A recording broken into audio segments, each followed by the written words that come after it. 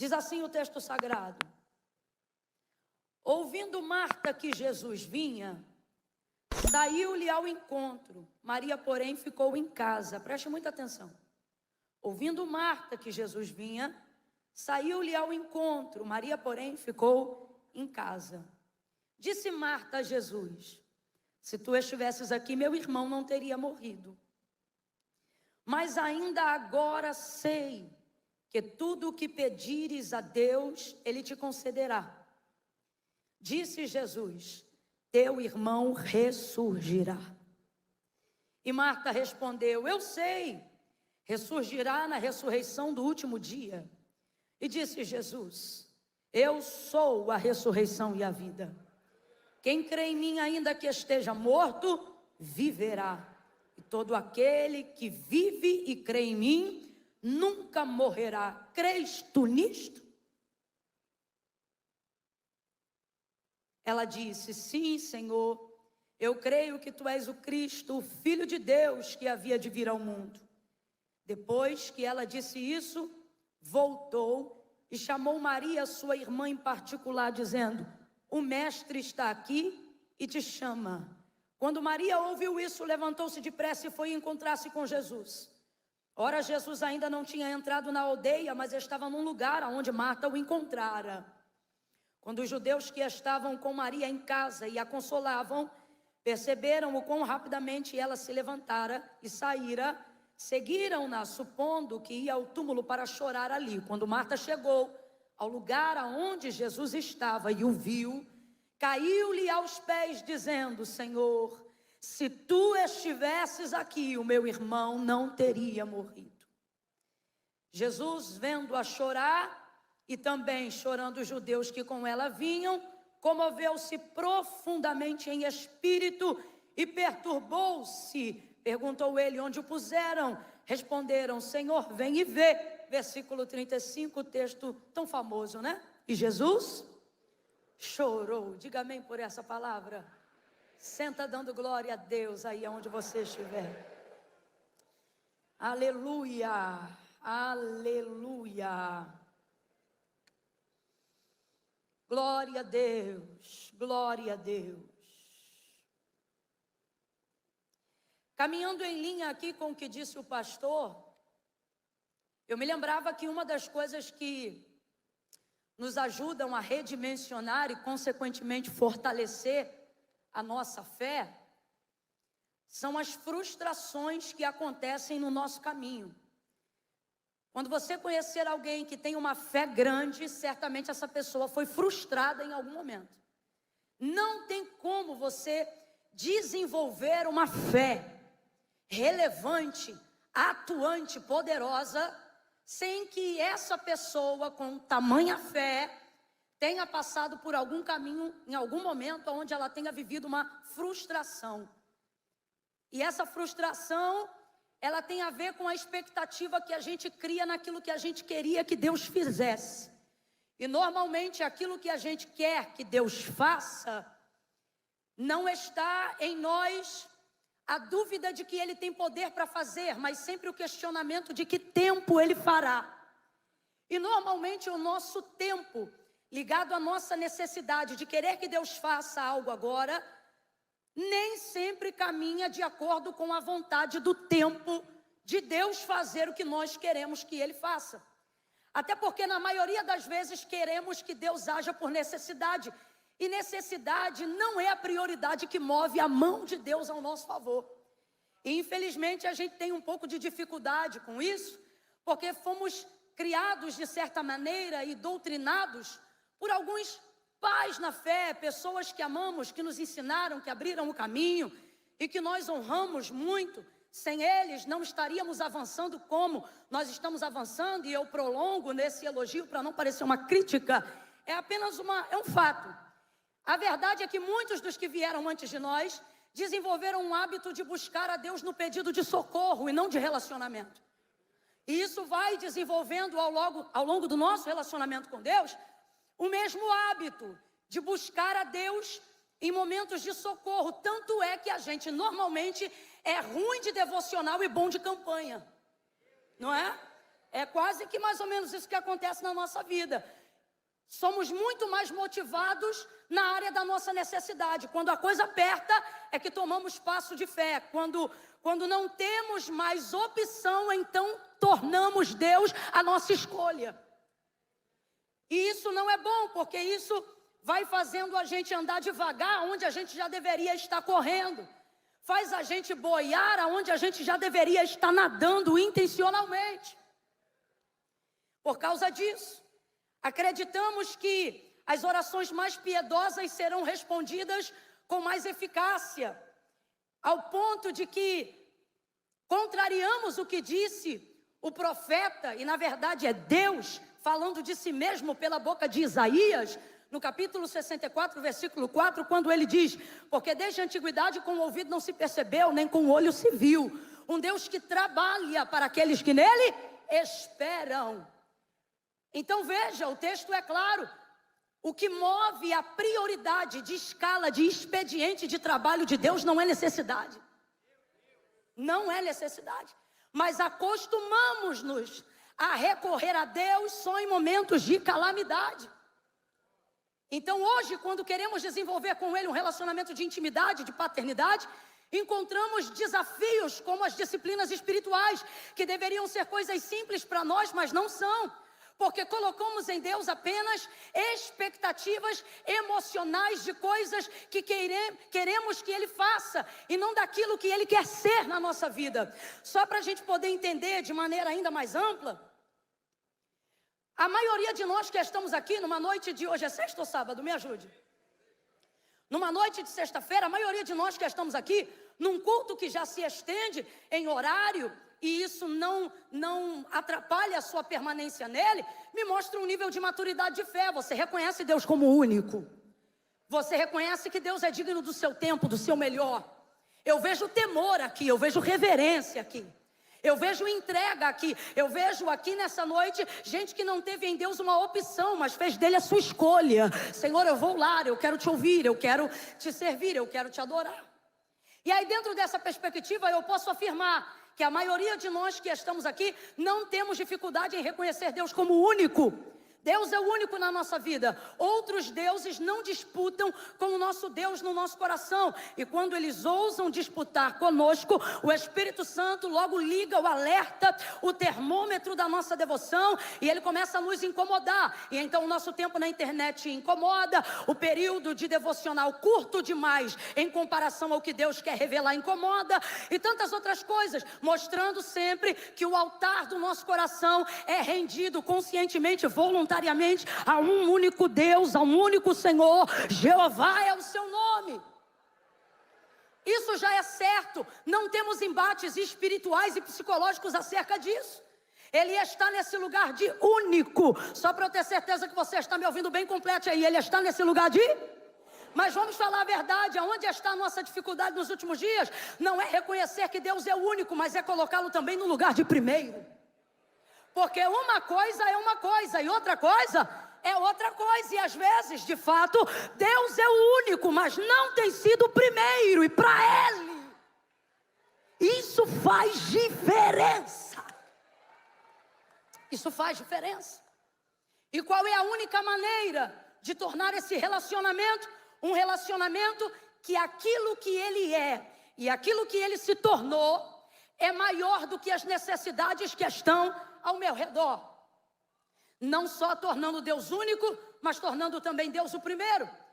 Quando você torna Deus o primeiro, você começa a desenvolver com Ele não apenas um relacionamento de acesso, mas um relacionamento de intimidade. Essa família em questão que nós acabamos de ler aqui, a casa de Marta, Maria e Lázaro, era uma casa que o próprio João no capítulo 11 vai dizer que Jesus os amava. Jesus os amava. E esse amor aqui não tem a ver com a sua vocação, tem a ver com a sua afinidade. Vou falar rasgado que é para todo mundo entender. Jesus gostava da comida de Marta, do jeito de conversar de Lázaro. Jesus gostava do tempo de comunhão, do momento que eles passavam à mesa. Aqui não tem a ver com vocação ou cumprimento ministerial. Aqui tem a ver com tempo de qualidade. Eles preenchem a humanidade de Cristo com santidade. Eles são amigos que não o pervertem. Eles têm conversas que não o embaraçam. A casa de Marta, Maria e Lázaro é a casa que se há registrada no texto sagrado que Jesus mais visitou. Então ele gostava desse ambiente. Quando Lázaro vem a falecer, quantos aqui conhecem essa história? Que eu quero ganhar tempo. Isso. Quando Lázaro vem a falecer, Marta vai demonstrar o que eu estou falando aqui. Eles têm um relacionamento de intimidade fraterna, amizade mesmo. E como que a gente sabe disso? Ela vai escrever um bilhete quando ele ainda estava enfermo. E Jesus já estava a cerca de 18 estádios daquela região, porque da última vez que eles passaram por lá, foram meio que hostilizados. Até pau levantaram para agredir os discípulos. E agora os discípulos estão bem distantes daquela região, mas o coração de Jesus continua muito perto. Intimidade tem isso. Corpos distantes, mas o coração sempre perto. E dentro desse contexto, Marta vai escrever um bilhete dizendo que Lázaro estava enfermo. E ela vai colocar uma pressão nesse bilhete, porque tudo leva a crer que ele não ficou enfermo da noite para o dia, mas ele foi ficando cada vez pior. Então ela escreve o bilhete, porque quando você tem um amigo, não se espera que ele saiba que você está doente por terceiros. E que ele venha antes de você ficar mal. A ideia é que o amigo chegue mais cedo, já providencie alguma coisa e busque saber se você precisa de alguma coisa. Então Marta vai escrever um bilhete baseado nessa amizade. E ela vai botar a pressão da intimidade no bilhete. Porque ela escreve dessa maneira para quem vai entregar: teu amigo a quem tu amas está enfermo. Olha isso aqui, parece comum, mas se você humanizar o texto como de fato está escrito, o que Marta está colocando aqui? Ela está dizendo: teu amigo, quem você diz que ama. É como se dissesse assim: você não sabe que ele não está enfermo. E ela sabia que ele sabia. Só que ela agora quer botar pressão e quer ter certeza. E existem determinadas palavras, determinados contatos que só é autorizado a quem tem intimidade. Então para mim e para você pode parecer um tanto quanto ousado e abusivo, inconveniente até, a colocação da escrita de Marta, mas na verdade ela tem intimidade com ele para falar dessa maneira. E ela tem tanta intimidade com ele que não tem Instagram, não tem WhatsApp. O sistema de carta demorava um pouco. É por isso que inclusive quando ele recebe, ele sabe que ainda daria tempo de ir, mas ele não vai, porque ele aguarda a morte de Lázaro, que já não demora muito depois da recepção daquele bilhete. Enfim, ela sabia onde ele estava. Irmão, naquela época não tinha telefone nem zap não. Você só sabia onde uma pessoa estava se você tivesse contato contínuo com ela. Se você soubesse quais eram os próximos passos que ela ia dar, antes dela dar. É tipo 2 Reis, capítulo de número 4, quando o texto diz que quando o texto diz que aquela mulher que não podia gerar, mas passou a ter o filho por causa da palavra que Eliseu liberou, dizendo que ela ia ter um filho. Quando vai passar o tempo, já o menino deve estar ali em torno de uns 12, 13 anos de idade talvez, ele vem a óbito. Ela albarda o jumento, separa um servo da casa e vai direto para o Carmelo. Como é que ela sabe que Eliseu estava no Carmelo? Porque ela conhecia o caminho, a rotina de busca devocional dele. Você não constrói isso sem aliança. Então desde a época que ela passou a gerar até o momento que o menino morreu, a gente está falando aí de pelo menos 12 anos de amizade de um cara que tem um quarto na casa dela. Então eu estou falando de intimidade, de saber os próximos passos que alguém vai dar, só se você conversar com essa pessoa. É o caso de Marta. Manda ela então uma mensagem para o mensageiro, e a mensagem é esta: o teu amigo a quem tu amas está enfermo. Como quem diz: você não vai vir não? Está esperando ele morrer? E é basicamente isso, mas ela não sabe. Na expectativa dela, ela pensa que aquele bilhete vai imprimir pressão em Jesus para chegar mais rápido. Porque qual é o tempo dela e qual é a fé dela? A fé dela é para curar um homem que está enfermo. E conforme já foi pregado aqui, cada um age segundo a medida da sua fé, podendo expandi-la ou não. Mas a única maneira de expandi-la para um próximo nível é recebendo-a no primeiro nível. Então olha a situação de Marta. ela quer que Jesus venha, porque há fé nela para que Jesus cure um enfermo.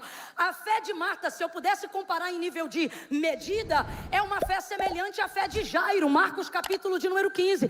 Ele vai aos pés de Jesus e diz assim: rogo-te que entres em minha casa, impõe a mão sobre a minha filha, para que tocando ela sare e viva. Ela sare. Qual era a fé de Jairo? Eu vou correr para Jesus para ele curar minha filha antes que ela morra. Então ele tem fé para ela ser curada se Jesus tocar. Agora, no meio do caminho vai acontecer um monte de coisa. E enquanto essas coisas estão acontecendo, a mulher do fluxo de sangue está sendo curada. Vem mensageiros da casa de Jairo e dizem para Jairo: Jairo, não importune mais o mestre. E a menina morreu.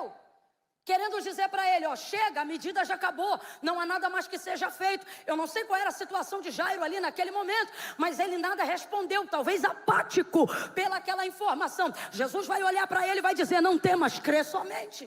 O que ele está dizendo? Segura a fé que você tinha quando veio me buscar. Mas de que me vale a fé que cura um enfermo, se agora o alvo da minha expectativa não está mais enfermo, está morto? Camila, você está dizendo que fé tem tamanho? Estou repetindo, porque nós já ouvimos que tem. E estou lhe dizendo, se fé tem tamanho, um milagre também tem. Tanto é que, no episódio de Marcos capítulo 5, a mulher do fluxo de sangue recebe o que ela queria sem nem pedir, porque a medida da fé dela não estava baseada no toque. Qual era a medida de fé daqueles dias do testemunho de Cristo? Que todos aqueles que nele tocassem seriam curados. Então por que a multidão aperta Jesus? Porque a medida da fé deles é uma única. Qual? Só pode ser curado quem por ele é tocado. Só que a mulher não podia tocar porque era imunda. Então ela vai transcender. Ela vai para um novo nível de fé. Entenda, tudo de inconveniente que ela tinha não foi para oprimi-la, foi para expandi-la. Por isso a frustração, por isso a dificuldade, por isso as circunstâncias adversas não são Deus te castigando, são Deus te expandindo para um novo nível, para uma nova dimensão. Então, enquanto todo mundo queria por ele ser tocado, ela não pode por ele ser tocado. Então ela desenvolve consigo mesma a seguinte medida: se tão somente eu tocar na orla das suas vestes, eu serei curada. Se tão somente eu tocar na orla das suas vestes, eu serei curada. Se tão somente, ela vai dizendo isso para ela mesma. Este é o poder de ter de Deus uma palavra. Este é o poder de quem tem a fé em Deus. Você não precisa de apoio nem patrocínio para crer no que Deus te disse. Deus olha pra gente e Ele explica pra gente através da vida dela, sabe o que é?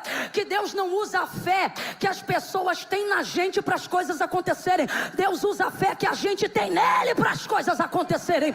E esta mulher vai, toca na orla das vestes de Jesus, e o texto diz que na hora, grita comigo e diga: na hora. Eu disse para gritar, diga: na hora. Na hora ela é curada, estancou-se a hemorragia do corpo, e ela sentiu que estava livre daquele mal. Quem me conhece sabe o quanto eu gosto dela. Então veja, essa mulher não agendou o milagre. Essa mulher foi para um método de fé que antes dela ninguém ainda havia utilizado. Depois dela alguém repetiu, mas antes dela ninguém nunca tinha utilizado. Foi curada na hora. Ela me irrita. Ela tem tanta fé, que ela recebeu o que queria, não pediu e ia embora sem agradecer. Pegou o que queria sem pedir, não foi roubo. E se Jesus não chama, nem obrigado ela diria. Que fé é essa? Uma fé que não pede, uma fé que pega. Que é isso? Que abuso é esse? Ela me irrita. Todas as vezes que eu estou diante desse texto, eu digo: Senhor, a gente fica aqui pedindo, e as coisas não acontecem. E ela nem pediu, decidiu, foi lá, pegou, levou. Se o Senhor não chama, ela nem diz obrigada. E o Senhor diz: são vocês que gastam tempo pedindo autorização para usar o que já é de vocês. Ela teve essa consciência: se Ele pode, Ele tem, eu preciso e quero, é meu. Foi lá, pegou e levou. Jairo está vendo isso. Agora escute, sabe o que Jairo está vendo? Está vendo alguém receber na frente dele o que ele pediu primeiro. Ele foi pedir a cura. E na fila de prioridade, quem chegou primeiro não foi a mulher do fluxo de sangue. Quem chegou primeiro foi Jairo. Só que a fé tem dessas coisas. Pega quem está na ponta da fila, dependendo da medida. É igual milhas em passagem em companhia aérea. O cara pode chegar depois, se parar lá na fila que ele tem muita milha, diamante, black signature, não sei o que, não sei o que lá, ele passa na frente de todo mundo. É aquilo que ele tem de reserva acumulada, coloca ele num lugar à frente onde estão as outras pessoas. É mais ou menos a mesma coisa. Tem gente que ainda está depositando fé, tem gente que já está sacando o que depositou. Foi o caso dessa mulher. Aí ela foi lá e pegou Jairo, está vendo isso? Ele ficou apático. Jesus olha para ele e diz: não temas, crê somente. Mas aquele intervalo entre não importune mais o mestre e a menina já morreu, até que Jesus pudesse olhar para ele e dizer: não temas, crê somente, houve um hiato chamado frustração. A expectativa dele foi abalada. Porque eu chamei alguém para ser curado na minha casa e agora a menina morreu, então ele não sabe mais o que esperar. Só que Jesus direciona a espera dele. O que ele está dizendo? Você pode não saber o que eu vou fazer, mas veio aqui me buscar. Não temas, crer somente significa: continue confiando em mim, continue me levando a caminho da sua casa. Resumindo a história, por causa do que ele viu acontecer na vida da mulher do fluxo de sangue, por causa do que ele ouviu de Jesus, ele continua levando Jesus para casa. Jesus ressuscita a filha dele, agora sem emoção, vamos falar na razão. A fé de Jairo era a fé que pedia para levantar um doente. Aí eu te pergunto, a fé que cura um enfermo é a mesma medida da fé que levanta um morto? Está emocionado você? Quem aqui já orou por alguém e a dor de cabeça foi embora? Diga glória a Deus. Quem aqui já abraçou alguém e essa pessoa foi curada no abraço? Diga aleluia. Quem aqui já fez uma campanha de oração e alguém saiu do hospital? Diga glória. Quantas pessoas nós temos aqui que depois de dias um enfermo morreu e você estava no sepultamento e você chegou e disse para a viúva: não chore? Ninguém? Então vou perguntar de novo, não se emociona, tá? A fé que levanta um doente é a mesma fé que ressuscita um morto? Não é. A fé que levanta um morto cura um doente? Rapaz, a gente aprendeu tanto hoje aqui, gente, do que é cartesiano, do que é sobrenatural. Não me irrita. Quem pode menos não pode mais, mas quem pode mais pode menos, sim ou não? Sim ou não? Então vamos lá. A fé que levanta um enfermo levanta um morto? Mas a fé que ressuscita um morto cura um doente? Sim, sim. Só que Jairo não tinha essa fé, mas ele tinha fé para levar na casa dele quem tinha poder para lhe aumentar a fé e fazer essa obra. Só que esse intervalo de frustração é que determinaria aquilo que ia acontecer na vida dele. Tudo isso tem a ver com uma coisa: o que, Camila? O tempo. Não estamos vivendo desafios que tentam a nossa fé, porque não cremos que Deus tem poder de fazê-los, mas porque colocamos a expectativa não só em Deus, mas no tempo que queremos que Ele faça. É isso que abala a nossa fé.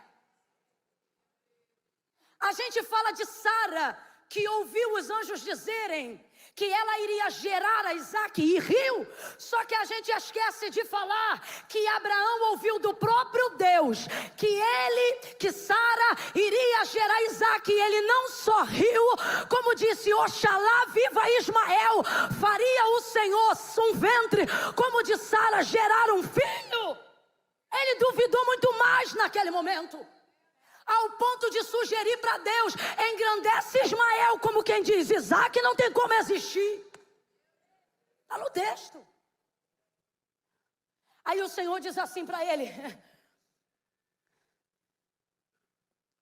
eu abençoarei Ismael, mas cumprirei, visitarei Sara a cabo de 1 ano,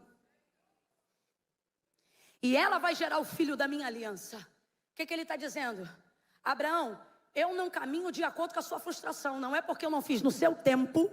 Tinham passado quantos anos? 24 até aquele dia. 24 anos. O que Deus está dizendo? Tua frustração não muda a minha decisão. Não, eu quero que você guarde isso nessa noite. Irmão, quem fica em depressão é você, não é Deus. Rivotril não assusta as decisões que Deus tomou acerca da sua casa. Quem tem crise de ansiedade e síndrome do pânico é você, Deus não sua. Deus não está tremendo. Recalamachando rebalaço. Deus está dizendo, seu estado. Agora, quando a gente olha para o autor da carta aos Hebreus, a gente vê Abraão sendo progenitor da fé. Porque em Gênesis 12, quando o Senhor o chamou, ele creu. E Deus não precisou dar um currículo, nem uma promissória para ele. Por isso a medida da fé é pela régua de Abraão. A fé vem pelo ouvir e o ouvir da palavra de Deus. Por quê? Porque Abraão ouviu e Deus não precisou provar que era capaz de fazer o que disse que faria. Porque pelas palavras que ele disse foi o suficiente para Abraão crer. O que eu estou dizendo então? Abraão é o pai da fé, isso é o que ele é. Completa para mim que é para você não esquecer. Isso é o que ele... Bora, isso é o que ele... Isso é o que ele é, mas depois de 20 anos, não é como ele está. A essência de quem ele é está ali, mas em razão do tempo de espera, a incredulidade lhe tenta e ele pensa, transfira para Ismael o que tu tinha para Isaac. Agora eu te pergunto, Abraão deixou de crer que Deus tem poder? Não, ele não está assim, o texto é claro. O texto diz que é porque Sara era velha. Ele diz assim, poderia um homem de 100 anos gerar? Poderia um homem de 100 anos dar um filho? E uma mulher de 90 gerar? Então o que ele está dizendo? Deus, eu não duvido do teu poder de dar, eu duvido da minha condição de receber. Por causa do tempo. Não é o que a gente faz, gente. Colocamos o tempo em cima da fé. Continuamente colocamos o tempo em cima da fé. Só que Deus me trouxe hoje aqui para dizer que as promessas de Deus são imutáveis. Ele não vai mudar as circunstâncias. Ele vai mudar a nossa capacidade, mas não vai retirar uma palavra daquilo que Ele disse ao nosso respeito. Oh, meu Deus. O tempo é o que visa nos amargar. Agora eu te pergunto, quem é o dono do tempo? Vamos junto, quem é o dono do tempo? Quem é o dono do tempo? Quando Deus te faz uma promessa, a primeira coisa que Ele faz depois de prometer é te colocar no critério do tempo. Ninguém foge do intervalo do tempo.